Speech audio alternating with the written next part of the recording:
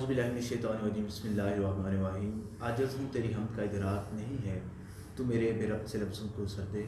محترم ناظرین السلام علیکم ورحمۃ اللہ وبرکاتہ. آپ دیکھ رہے ہیں دانش ارشد آفیشیل. میں ہوں آپ کا میزبان دانش ارشد. ناظرین پروگرام نئی سوچ کے نئے ایپیسوڈ میں تمام احباب کا خیر مقدم کرتے ہیں. ناظرین آج ہمارے ساتھ محو گفتگو ہوں گے محترم اخلاق دانش صاحب. آپ ریٹائرڈ صدر معلم ہیں. السلام علیکم سر. وعلیکم السلام. بہت شکریہ سر آپ نے ہمارے لیے اور ہمارے اس پروگرام کے لیے وقت نکالا.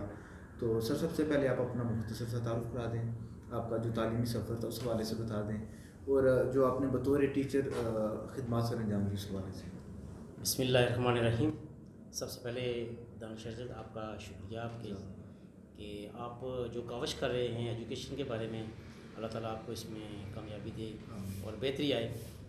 میرا پورا نام اخلاق احمد دانش ہے اور میں نے ابتدائی تعلیم گورنمنٹ پرائمری اسکول پنڈ خرد سیاست 5ویں وہاں سے پاس کی.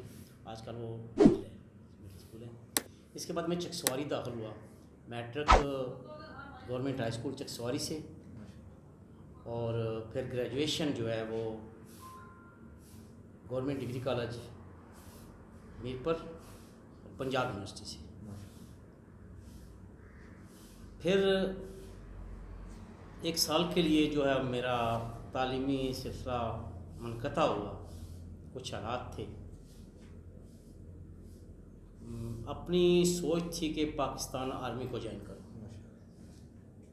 لیکن قسمت شاید کچھ اور تھی. اللہ نے مجھے استاد بنانا تھا, پیغمبری پیشہ جو تھا وہ میرے نصیب میں لکھنا تھا. 1984 میں 28 اپریل 1984 کو میں بطور ٹیچر میں نے ملازمت اختیار کی, اور میری پہلی اپوائنٹمنٹ گورنمنٹ ہائی اسکول چھترو تحصیل ڈڈیال تھی.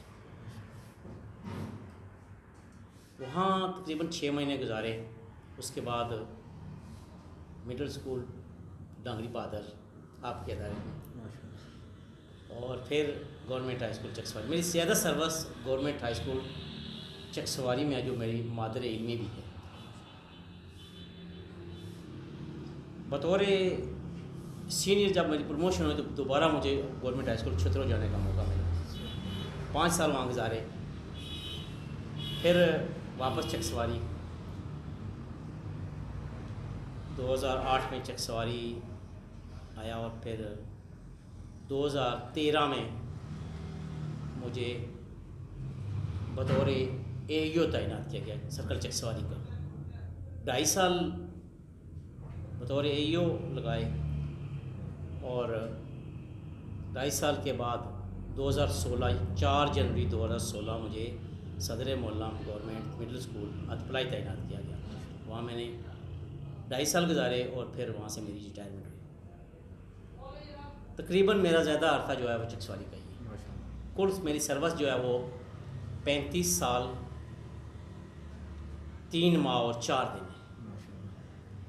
بہت شکریہ سر. اچھا ایک سوال کا جواب ہے. ایک سوال تھا کہ کہا جاتا ہے جو ہمارا یہ نظام تعلیم ہے یہ انگریزوں کا دیا ہوا ہے, یعنی وہ کلرک پیدا کرنے والا. تو آپ سمجھتے ہیں کہ وہ یہ بھی نظام چل رہا ہے یا اس میں بہتری آئی ہے؟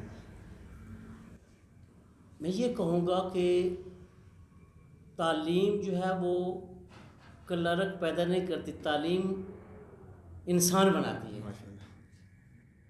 آگے انسان خود جو ہے وہ سوچتا ہے کہ میں نے کدھر جانا ہے, راستے کو خود تلاش کرنا پڑتا ہے.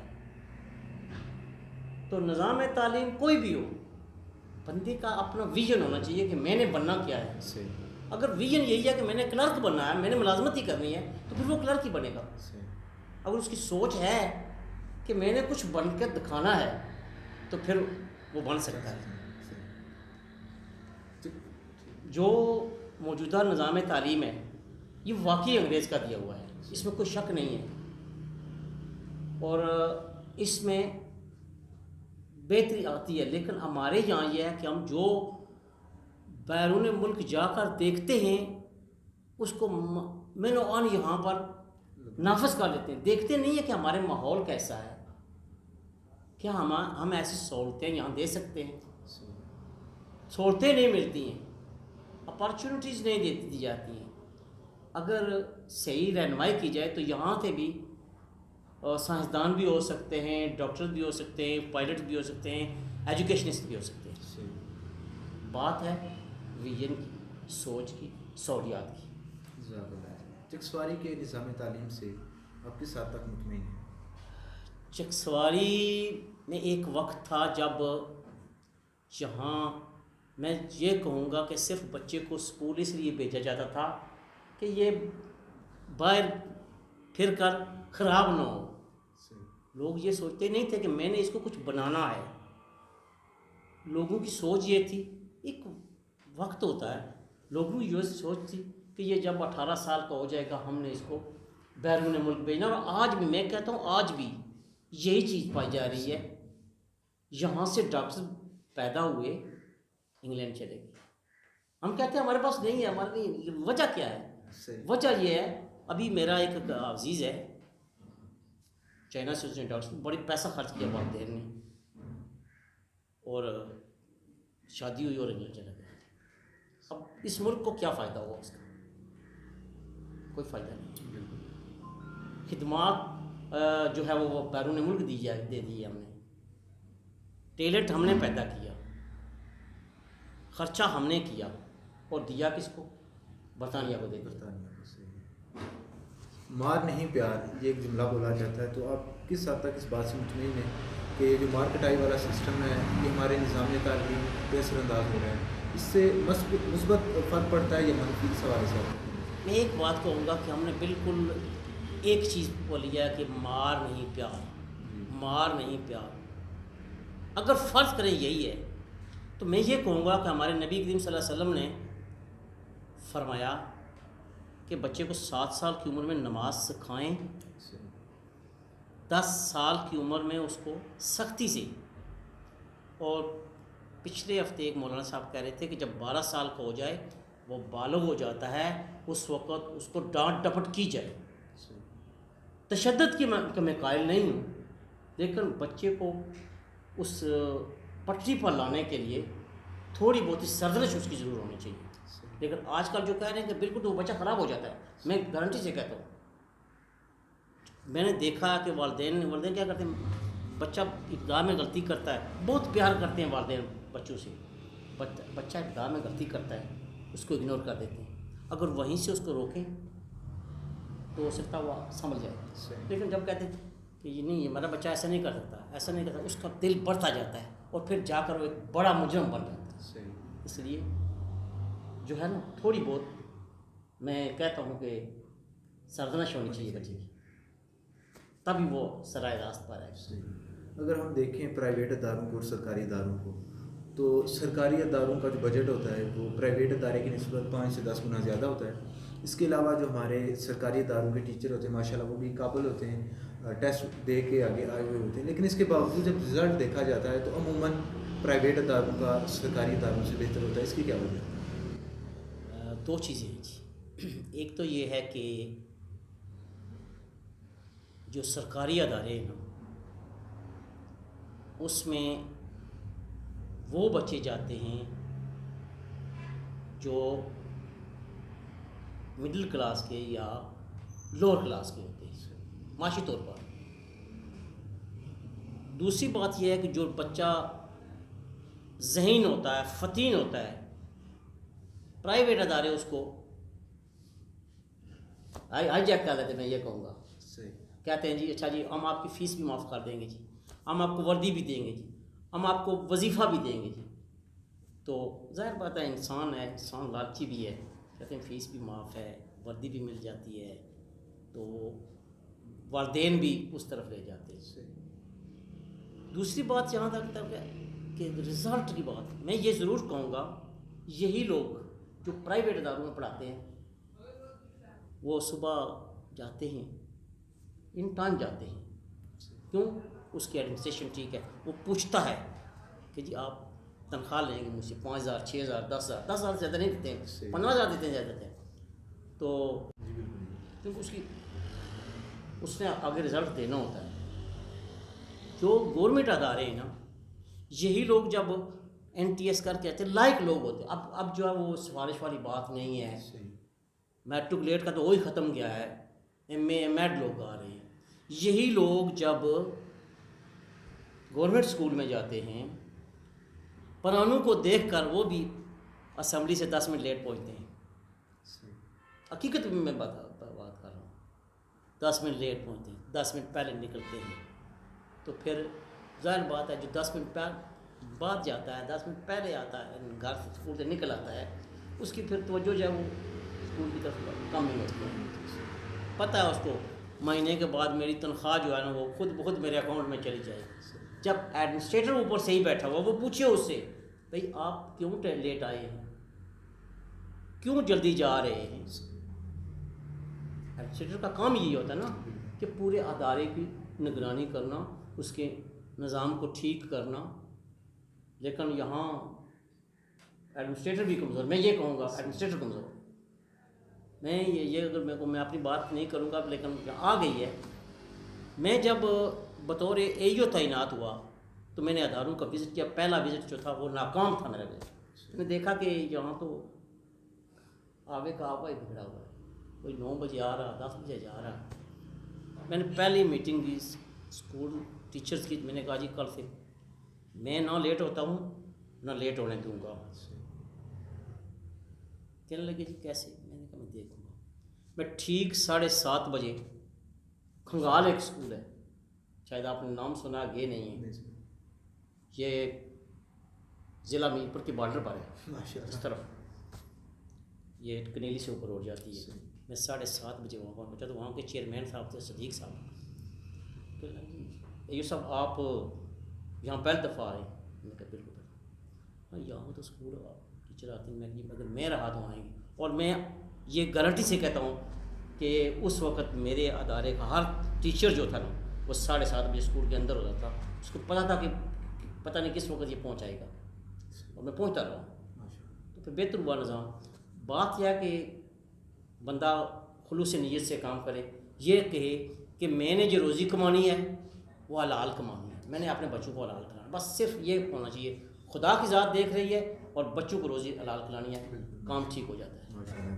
دیکھا گیا کہ پڑھائی مکمل کرنے کے بعد ہمارے نوجوانوں کی اکثریت ٹیچنگ کی طرف جاتی ہے. کیا ان کے پاس اس کے علاوہ کوئی آپشن نہیں ہوتا, یا اس کی کوئی اور وجہ؟ ایک تو یہ ہے کہ وہ سمجھتے ہیں کہ ٹیچنگ آسان ہے, حالانکہ آسان نہیں ہے. کتاب پر دیکھ کر پڑھا لینا ٹیچنگ نہیں ہے. پورا لیسن ٹیچرز کو تیار کر کے جانا چاہیے. ایکسٹرا نالج اس یونٹ کے متعلق, اس موضوع کے متعلق ایکسٹرا نالج تیار کر کے جانا, تاکہ بچوں کو یہ نہیں ہے کہ کتاب کو رٹا لگا دیا. یہ نہیں ہے. جب رٹا لگائیں گے تو پھر وہ علم نہیں ہے. وہ تو طوطے کو بھی لگا دیتے ہیں, طوطا بھی کہتا ہے دنیا میٹھی چوری کھاؤ گے, وہی ہوتا رہے گا. ایکسٹرا نالج بچوں کو دینا چاہیے. اور جہاں تک تعلق ہے باقی شعبوں کا, ڈاکٹر یا آج کل ہمارے یہاں ایک ذہن اور بن رہا ہے جی کہ میں نے بچے کو ڈاکٹر ہی بنانا ہے. نہیں, بہت سی فیلڈ ہے. پہلی تو چیز ہے کہ علم جو ہے وہ ملازمت کے لیے نہیں ہے. علم انسانیت سکھاتا ہے.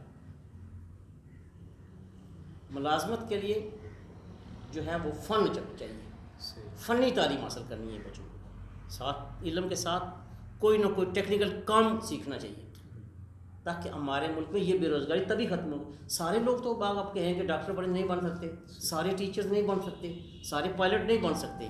اس لیے مختلف سکلز سیکھنے چاہیے, تاکہ کہ جب آپ کسی بھی ادارے سے تعلیم سے فارغ ہوں تو آپ جو ہے بے روزگار نہ ہوں, آپ اپنی صلاحیت کو بروکر لاتے ہوئے کوئی نہ کوئی کام کریں. اب دیکھیں میں ایک مثال دیتا ہوں. وہاں پر انگلینڈ میں کہتے ہیں نا جی بڑی تعلیم ہے, ان میں سے بھی ڈاکٹرز 10% بنتے ہیں, ٹیچرز بھی بنتے ہیں. لیکن جو نہیں گئے انہوں نے کیا کیا, ہمارے یہاں بات یہ کہ ہاتھ سے کام کرنے والا جو سمجھتے ہیں کہ یہ کیا کہہ سکتے ہیں کہ کم تر ہے. وہاں پر کیا ہے, جو بال کٹنگ کر رہا ہے اس کے پاس وہ کہتے ہیں میرے پاس ڈگری ہے. بالکل ٹیکنیکل کام ہے نا. صحیح. میرے پاس ڈگری فن ہے اس کے پاس، وہ ڈگری لیتا ہے، وہ بال کٹنگ کرتا. اب یہاں سے میں نے دیکھا ہے ہمارے خانواد سے ایک لڑکا وہاں سے آیا، یہاں اس نے کٹنگ کا کام سیکھا، پھر جا کر وہاں پر کام. حالانکہ یہاں پر وہ اگر کرتا تو کہتے پر یہ کیا کر رہا ہے. تو بندے کو فنی تعلیم ضرور حاصل کرنی چاہیے، کوئی نہ کوئی اسکل سیکھنا چاہیے، تب جا کر یہ بے روزگاری بھی ختم ہوگی اور فن والے کی عزت ہونی چاہیے. یا اصل بات یہ ہے جس کے پاس ہنر ہے اس کی عزت ہو سب کچھ. آج کا نوجوان پڑھائی سے دور کیوں ہے؟ پڑھائی سے دور یہی ہے نا کہ کہتے ہیں جی پڑھ کر کیا کرنا ہے، کام نہیں ملتا ہے، نوکری نہیں ملتی. میں نے پہلے کہا کہ تعلیم نوکری کے نہیں ہے، نوکری جو ہے وہ فن میں ہے، کوئی نہ کوئی اسکل سیکھنا چاہیے تب جا کر. اور اسی وجہ سے یہ اس کے ذہن میں صرف یہی ہے کہ میں نے پڑھ کر نوکری کرنی ہے، اور نوکری نہیں ملتی اللہ پڑھوں کیوں. یہ بات ہے. کیا موجودہ دور میں تعلیم کے بغیر سروائیو کرنا آسان ہے؟ نہیں جی، کسی دور میں بھی اگر یہ ہوتا تو رسول اللہ صلی اللہ علیہ وسلم یہ کہتے کہ طلب العلم فریضۃ علی کل مسلم والمسلمات، کہ علم حاصل کرنا ہر مسلمان مرد اور عورت پر فرض ہے، صرف مرد کے لیے نہیں ہے، عورت کا بھی. تو اس کا مطلب یہ نہیں ہے، اس کا مطلب یہی ہے کہ تعلیم ہر دور میں ضروری ہے، خواہ وہ پرانا دور قدیم یا موجودہ دور یا جدید ترین دور، ہر دور میں تعلیم کے بغیر سروائیول مشکل ہے. بہت شکریہ سر. آخر میں نوجوانوں کو تعلیم کے حوالے سے اور ابھی جو آپ نے فن کی بھی بات کی اس حوالے سے ان کو کیا پیغام ہے؟ میں یہ کہوں گا کہ تعلیم جو ہے یہ ضروری ہے، لیکن ملازمت کے لیے نہیں. روزگار کے لیے کوئی نہ کوئی فن سیکھنا چاہیے.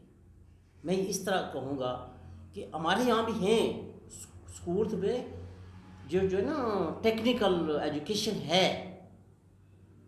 برطانیہ میں کیا کہتے ہیں، جو بچہ دیکھتے ہیں کہ اس کا رجحان کس طرف ہے وہ اس طرف اس کو لگا دیتے ہیں. اس کہتے ہیں تم ووڈ ورک کا کام سیکھ لو، تم میٹل ورک کا سیکھ لو، تم کیا نام ہے الیکٹریشین کا سیکھ لو، یا میسن کا، ہر ایک کی ڈگری دیتے ہیں وہ.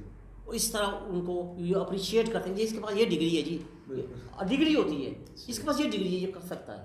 ہمارے یہاں بھی ہے، میں بتاتا ہوں ہمارے یہاں ہر ادارے میں 2-3 پوسٹیں ہائی اسکولوں میں ہوتی ہیں. یہ جی جس کو ہم کہتے ہیں نا ایگرو ٹیک ٹیچر، جی ایگرو ٹیک ٹیچر ہے. وہ کیا ہے، وہ جغرافیہ پڑھانے کے لیے نہیں ہے، وہ اسلامیات پڑھانے کے لیے نہیں ہے، اس کا کام ہے بچوں کو ٹیکنیکل کام سکھائے. ہمارے یہاں جب چکسواری میں تھا تو یہاں پر ہمارے پاس ٹیچر ہوا کرتے تھے امجد نقوی صاحب، جونیئر ایگرو ٹیک ٹیچر تھے، اور انہوں نے ہماری 6ٹھی کلاس سے لے کر 8ویں تک کے بچوں کو وائرنگ کرنا سکھایا تھا. ماشاءاللہ. اور ہم نے جب ہمارے ادارے کی وائرنگ خراب ہوئی تو وہ بچوں نے کی تھی. تو ہمارے یہاں یہ چیزیں ہیں، لیکن کیا ہے اگر ٹیچر ہے تو سامان نہیں ہے. اگر سامان بھی ہے ٹیچر بھی ہے تو پھر ہم کیا کہتے ہیں چھوڑیں جی اس کو چھوڑیں، یہ جغرافیہ پڑھائیں آپ، یہ نہیں. بچوں کو فنی تعلیم کی طرف توجہ دینی چاہیے. جہاں وہ تعلیم حاصل کر رہے ہیں وہاں فن بھی سیکھیں، تب جا کر وہ کامیاب ہوں. بہت شکریہ سر. آپ نے ہمارے ساتھ اخلاق احمد دانش صاحب جو ماشاءاللہ ہم سے بڑی علمی اور بڑی دلچسپ گفتگو کر رہے تھے. بہت شکریہ سر آپ کی آمد کا اور آپ کے وقت کا. انشاءاللہ ناظرین اس طرح کے مزید پروگرام آپ کی خدمت میں ہم حاضر کرتے رہیں گے. اگر آپ ہمارے اس چینل پہ نئے ہیں تو اسے سبسکرائب بھی کر لیجیے. انشاءاللہ ملیں گے آپ سے اگلی ویڈیو میں. دعاؤں میں یاد رکھیے گا.